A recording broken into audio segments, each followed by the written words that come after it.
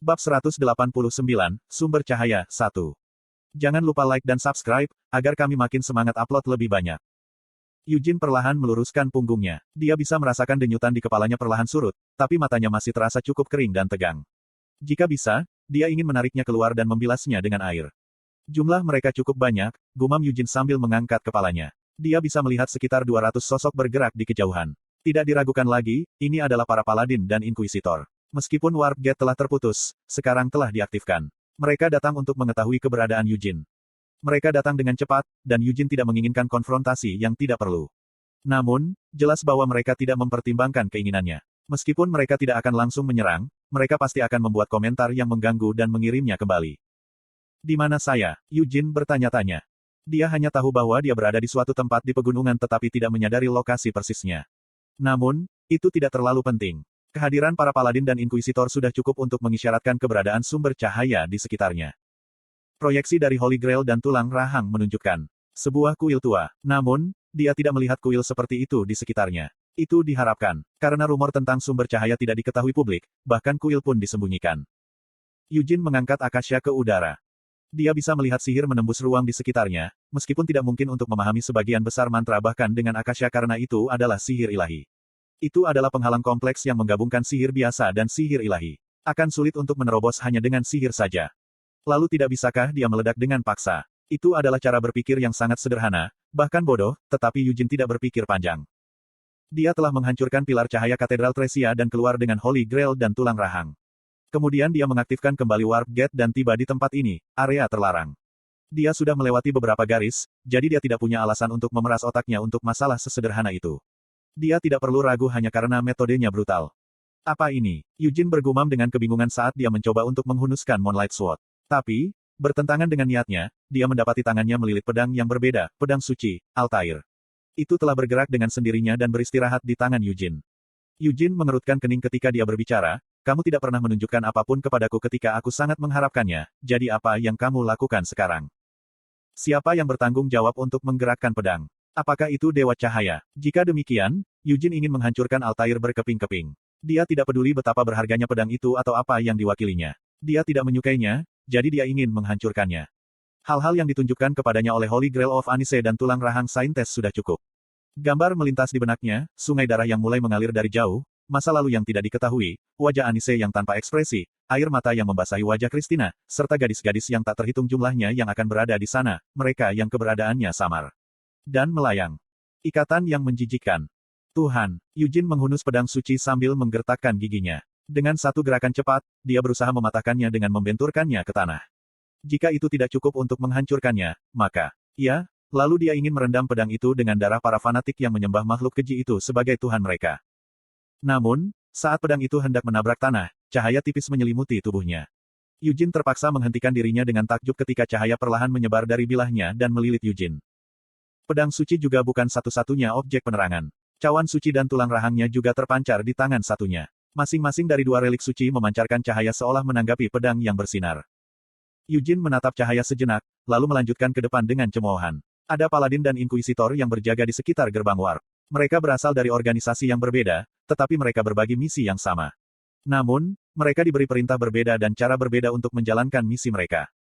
Giovanni, salah satu kapten ksatria salib darah, telah memberikan perintah untuk, dengan sopan, membujuk Eugene agar kembali. Atarax dari Maleficarum memberikan perintah yang berbeda. Dia telah lama melayani Kardinal Sergio Rogeris dan tahu persis apa yang diinginkan pria itu. Selain itu, tidak seperti Giovanni, dia pernah mengalami Eugene secara langsung. Bujukan yang sopan. Tidak mungkin Eugene Leonhard bisa dibujuk. Meskipun dia sempurna dalam hal kualitasnya sebagai seorang pejuang, dia sangat kurang dalam hal keyakinan. Selain itu, ia memiliki kepribadian yang kasar dan keras. Jelas bagi Atarax bahwa dia tidak dapat dibujuk untuk kembali, tidak peduli seberapa sopan mereka. Jadi, Atarax memerintahkan penggunaan kekuatan sejak awal. Mereka akan dengan cepat menekan dan menahannya atau mengirimnya kembali melalui gerbang warp. Itu adalah metode kasar, tapi itu satu-satunya metode yang masuk akal bagi Atarax. Tepat ketika Eugene melanjutkan langkahnya dengan pedang suci di tangannya, 6 sosok melompat keluar dari semak-semak, 3 paladin berseragam salib darah dan 3 penyelidik berjubah merah dan sako. Tak satu pun dari wajah-wajah itu yang dikenali Eugene, tetapi keenamnya secara alami mengenalinya. Salah satu paladin memulai percakapan, Sir Eugene Leonhard. Dia berhenti sejenak, merasakan kekaguman terhadap pedang bercahaya di tangan Eugene. Paladin merasa agak bingung ketika dia menyadari bahwa mangkuk yang dipegang di tangan Yujin yang lain juga memancarkan cahaya. Bukan hanya dia juga, tak satu pun dari 6 orang itu membayangkan bahwa mangkuk itu sebenarnya adalah Holy Grail of Anise. Bahkan jika itu kamu, ini bukanlah tempat yang bisa dimasuki orang begitu saja. Tolong kembalikan. Paladin tidak pernah diberi kesempatan untuk menyelesaikan kata-kata mereka. Para penyelidik menggebrak tanah, dan sesuatu memantulkan cahaya dari dalam jubah merah mereka yang berkibar. Penyergapan mereka tidak dibahas sebelumnya dan mengejutkan rekan-rekan mereka. Selain itu, gerakan mereka terlalu tajam untuk dianggap penaklukan. Tapi Yujin tidak panik. Sebaliknya, dia senang bahwa mereka telah memulai serangan itu. Dia tidak mengayunkan pedangnya atau berhenti di jalurnya, bahkan ketika Inkuisitor hampir menyerangnya. Dia tidak memedulikan kemampuan apa yang mereka miliki dan apa yang mampu mereka lakukan. Hal-hal seperti itu sama sekali tidak berarti apa-apa bagi Yujin. Pukulan keras. Paladin hanya bisa menyebutnya sederhana, kekerasan. Tidak ada teknik yang terlibat. Yujin menggunakan mana yang sangat padat dan hanya menyerang para penyerang. Itu saja. Itu adalah serangan yang sederhana dan langsung, tetapi tidak ada Inkuisitor yang berhasil melawan. Satu ditepuk ke tanah seperti lalat, yang lain terlempar ke samping dan terguling tak berdaya ke tanah setelah menabrak pohon, sementara yang ketiga terlempar kembali ke tempat asalnya. Para paladin mengubah posisi mereka saat mereka merasakan getaran di punggung mereka. Doa yang mereka ucapkan dalam pikiran mereka memunculkan kekuatan ilahi. Lingkungan sekitar cukup gelap saat tengah malam mendekat, tapi cahaya suci yang dipancarkan dari para paladin mengusir kegelapan itu. Namun, cahaya yang mereka pancarkan sangat kecil dan tidak signifikan dibandingkan dengan cahaya yang dikenakan oleh Yujin. Paladin tidak bisa bergerak. Apakah karena cahaya mereka bersinar dengan intensitas yang lebih kecil? Tidak, bukan itu alasan dari fenomena tersebut. Sebaliknya, mereka tidak berani bergerak. Pikiran itu sendiri, gagasan untuk bergerak, telah dihapus bersih dari pikiran mereka. Kekuatan ilahi yang memenuhi tubuh mereka memberi mereka keberanian dan membiarkan mereka mengatasi rasa takut, tetapi semuanya nihil ketika mereka melihat wajah Yujin. Wajahnya tidak bengkok atau terdistorsi. Sebaliknya, dia tampak sangat tenang dan pendiam. Namun, meskipun wajahnya tidak menunjukkan emosi, para paladin merasakan kemarahan yang mengerikan dan niat membunuh dari Yujin. Mereka tidak percaya bahwa emosi seperti itu berasal dari sang pahlawan. Tirai cahaya yang mengelilingi tubuh mereka gagal menghambat insting dasar mereka sebagai manusia, insting yang mati-matian berteriak, memperingatkan mereka untuk tidak bergerak satu inci pun. Sederhananya, mereka kurang tekad. Paladin memprioritaskan membujuk Yujin melalui percakapan daripada menaklukkannya dengan paksa. Mereka terlalu lembut. Jadi ketika mereka menghadapinya, pikiran dan tekad mereka membungkus seperti buluh tertiup angin. Niat membunuh Yujin benar-benar ganas dan eksplosif sehingga para paladin dari Blood Cross Knights, yang terkenal karena keyakinan mereka yang tak tergoyahkan, telah dipaksa turun dan insting mereka diinjak-injak. Meneguk. Ketiga paladin tidak berani menggerakkan otot seolah-olah mereka adalah mangsa sebelum pemburu mereka. Mereka menelan ludah, berkedut, dan merasakan keringat dingin mengalir melewati pori-pori di tubuh mereka. Sampai akhirnya Yujin melewati mereka. Dia berhasil melewati hutan yang dilindungi penghalang. Dia bermaksud untuk meledakkan penghalang menggunakan Moonlight Sword tetapi telah dibujuk oleh cahaya pedang suci yang membuka jalan. Kedua relik di tangan kirinya masih bersinar. Apa yang menghalangi jalannya adalah penggabungan yang sangat kompleks dari berbagai penghalang, dan bahkan indera Yujin pun tidak efektif. Dia tidak bisa mengatakan apa yang ada di depannya. Seolah-olah dia sedang berkeliaran di kabut tebal. Yah, itu bukan hanya perasaan. Nyatanya, Yujin benar-benar berjalan menembus kabut tebal. Dia tidak tahu apakah dia berjalan menanjak atau menurun atau apakah dia benar-benar berada di jalur yang benar. Yujin telah menemukan berbagai jenis sihir dan penghalang sampai sekarang, tetapi tidak pernah ada penghalang yang begitu kuat. Benar-benar pilihan yang tepat untuk menghancurkan semuanya, gumam Yujin. Namun, dia tidak meraih Moonlight Sword. Dia tidak akan ragu jika pedang suci sendirian dalam upayanya menerangi jalan. Namun, bukan hanya pedang suci yang membimbingnya. Cawan suci. Dia, sesuatu terasa aneh. Jika pedang suci adalah obor yang menuntun jalannya ke depan, cawan suci dan tulang rahang di tangan kirinya adalah. Seolah-olah mereka menarik tangannya ke depan, seolah-olah mereka membimbing jalan. Ini, bisik Yujin sambil melihat ke depan. Apakah ini keajaiban? Yujin membenci kata keajaiban. Dia sudah lama membencinya. Orang menggunakan kata keajaiban untuk menggambarkan peristiwa yang tidak biasa, misterius, dan mustahil, hal-hal yang tidak dapat dicapai dengan kekuatan manusia. Sebagian besar keajaiban yang dialami di medan perang cenderung merupakan kejadian serupa, pertempuran yang tampaknya mustahil dimenangkan, mengalahkan musuh yang jauh lebih kuat dari diri sendiri, atau bertahan dalam situasi yang mustahil. Begitulah keajaiban yang dialami Yujin, atau lebih tepatnya Hamel, di kehidupan sebelumnya. Namun, Hamel kesal menyebut kejadian seperti itu keajaiban. Memenangkan pertempuran yang mustahil, hasil dari pertarungan dengan mempertaruhkan nyawa, menjatuhkan lawan yang lebih kuat, produk dari pertempuran yang diperjuangkan dengan baik. Bertahan dari situasi di mana kematian tidak bisa dihindari. Entah rasa terima kasih diberikan kepada musuh karena telah menjadi orang bodoh yang gagal memastikan kematian, atau seseorang telah berjuang untuk menyelamatkan hidup Anda. Dalam arti tertentu, tidak bisakah mereka semua diklasifikasikan sebagai keajaiban? Tidak. Hamel, saya merawat Anda sekarang karena saya memiliki kekuatan untuk merawat Anda. Kekuatan yang saya miliki diberikan kepada saya oleh Dewa Cahaya, jadi keberadaan saya sendiri bisa menjadi bukti keajaiban. Kamu bebas berpikir sesukamu, tapi aku tidak berpikir seperti itu. Sialan, kami yang berjuang, dan kamu yang mengobati. Mengapa kita harus menganggapnya sebagai keajaiban pemberian Tuhan? Saya tidak ingin berdebat dengan Anda tentang iman. Hamel, saya tahu Anda adalah anak nakal yang gigih, berpikiran tunggal, keras kepala, seperti cacing. Apakah kamu baru saja memanggilku anak nakal? Yang kau katakan adalah bahwa kau tidak mau mengakui keajaiban Dewa Cahaya yang murah hati, kan? Anda pikir pencapaian Anda adalah hasil dari bakat dan kerja keras Anda. Itu benar-benar arogan. Bukan aku, tapi kita. Apa? Kami berbakat, pekerja keras, dan menang. Kami memenangkan pertempuran yang mustahil karena kami bertarung dengan baik, dan Anda memperlakukan saya di sini dan sekarang karena Anda di sini. Bukti keajaiban. Anda, apa yang kamu bicarakan? Anda bukan keajaiban, tapi manusia normal, hidup, bernapas, bukan? Apa? Kamu punya masalah. Jika menurutmu aku salah, pergilah ambil Tuhanmu yang maha kuasa itu. Anda tidak bisa, kan? Jadi mengapa Anda terus mengomel tentang keajaiban terkutuk dan... Kalau begitu mari kita katakan seperti ini. Konten iklan. Dia dapat dengan jelas mengingat ekspresi Anise saat itu. Semua ini, semua yang ada di sini, bukanlah keajaiban Tuhan. Hamel, seperti yang Anda katakan. Anda, tidak, kami. Tidak, bahkan itu megah. Hanya, kita semua, benar, itu adalah sesuatu yang dicapai setiap orang bersama dengan taburan, hanya sedikit dari kehendak Tuhan. Hanya keajaiban kecil. Anise mengatakan ini sambil tersenyum. Kalau dipikir-pikir, itu adalah pertama kalinya Anise kebobolan dalam hal apapun yang berkaitan dengan iman dan keajaiban.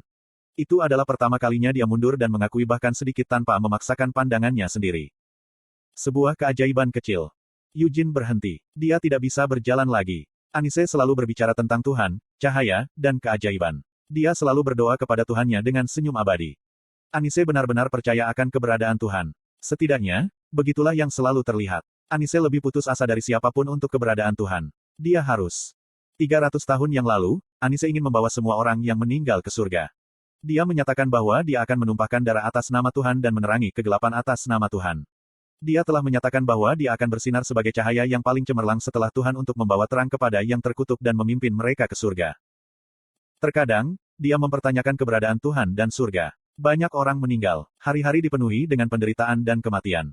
Terlalu banyak orang yang terkubur, dan tanah disia-siakan. Tidak mungkin menemukan apapun selain medan perang dan bau kematian yang suram.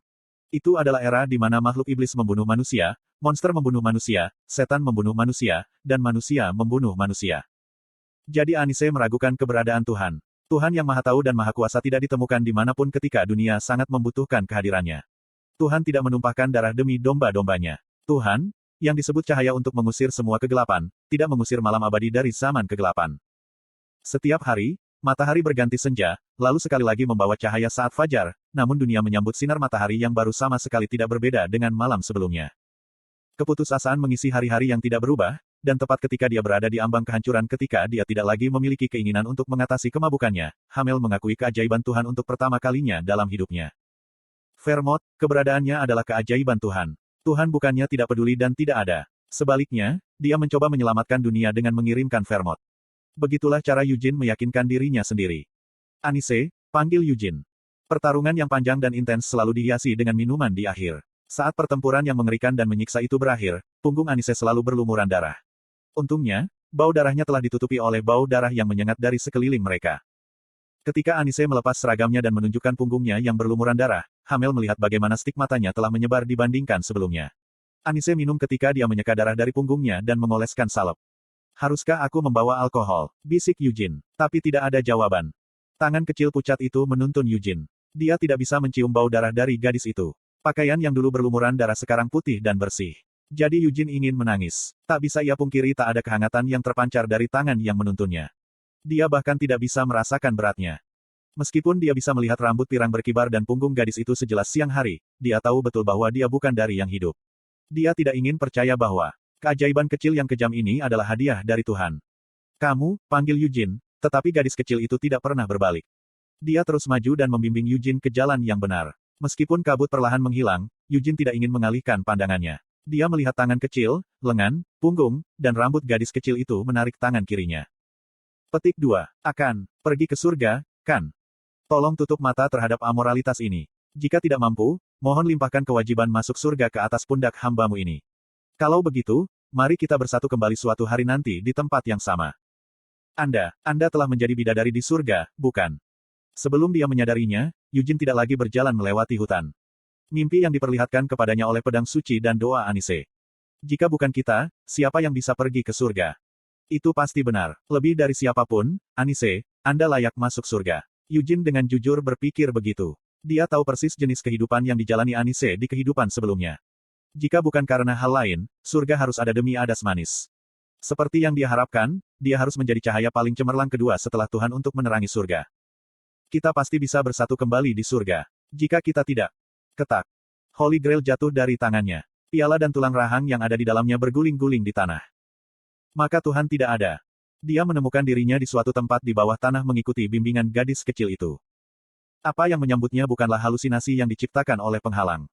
Namun Yujin tidak ingin melihat langsung pemandangan di depan matanya. Dia tidak tahu apa yang harus dipikirkan, apa yang harus dirasakan, dan ekspresi apa yang harus dibuat. Celepuk. Dia mendengar setetes air, dan Yujin mengatupkan giginya. Dia ingin menghindari bau darah. Untungnya, bau darah yang meresapi indera penciumannya adalah darahnya sendiri. Darah menetes dari matanya yang mengintip dan bibirnya yang mengerucut.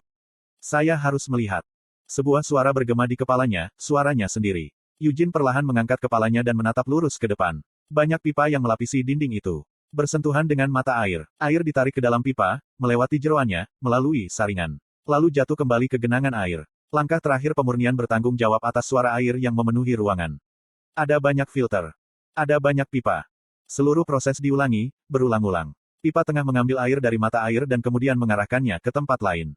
Adegan itu benar-benar mengerikan dan mengingatkan Yujin pada organ pipa, kerusakan organ yang menjijikkan dan menjijikkan. Yujin mengangkat kepalanya dan melihat ke atas. Dia melihat filter yang terhubung ke pipa, bola putih menggantung seperti buah matang di udara. Di dalam bola adalah petik 2. Apa yang saya lakukan di sini? Apa yang saya pegang di tangan saya? Benda-benda berguling di kakiku, benda-benda di depanku, benda-benda yang tergantung di atasku. Celepuk. Di suatu tempat dari pipa, suara air bergema sekali lagi, dan Yujin menutup matanya. Ketika dia membuka matanya, gadis-gadis yang tak terhitung jumlahnya tergantung di atas mata air. Masih sulit untuk melihat wajah gadis-gadis itu, dan dia masih tidak mengerti kenapa. Namun, dia bisa melihat Anise berdiri tegak dan Christina menangis. Kasihan, Anise membuka bibirnya. Wanita mengerikan itu, bahkan sekarang, dia tidak menceritakan semuanya pada Yujin. Tapi Yujin juga tidak menginginkan jawaban darinya. Jawabannya tidak penting. Pasti sulit dan menyakitkan. Sampai sekarang pun, kata Anise sambil perlahan mendekati Christina. Gadis-gadis yang tak terhitung jumlahnya berjalan di sisinya, dan satu persatu, mereka mulai menghilang. Gadis-gadis itu meleleh seperti salju dan menjadi bagian dari musim semi. Namun, Anise dan Christina tetap bertahan. Hamel, panggil Anise setelah mengambil tempat di belakang Christina yang terus menangis. Dia membuka tangannya dan memeluk Christina dari belakang. Apa yang akan kamu lakukan? Meninggalkan pertanyaan yang mengerikan, keduanya akhirnya menghilang. Yujin menundukkan kepalanya. Cawan suci dan tulang rahang telah hancur tanpa bisa dikenali. Petik 2. Apa yang akan dia lakukan? Itu pasti sesuatu yang akan ditanyakan Anise. Meskipun dia yang menginginkan sesuatu, dia tidak akan pernah mengatakannya secara langsung. Namun, saat ini, dia bahkan tidak perlu bertanya. Yujin perlahan mengangkat kepalanya, dan nyala api mematikan menelan rongga matanya.